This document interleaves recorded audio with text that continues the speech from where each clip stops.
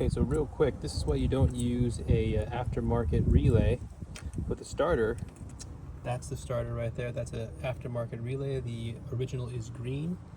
It's usually made by Hella. And let's throw a 20 amp fuse. It's not broken. As soon as I turn the ignition switch to on, it's gonna blow.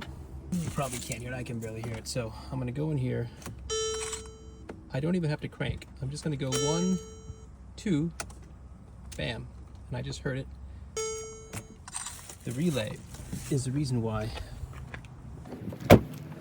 the starter fuse keeps snapping.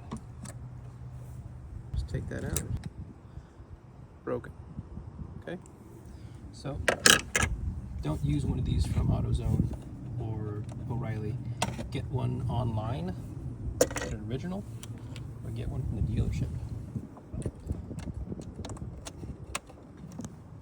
There's an original relay.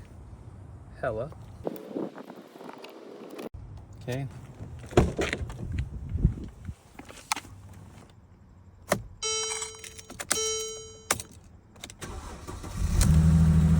Thanks for watching, guys. See you in the next one.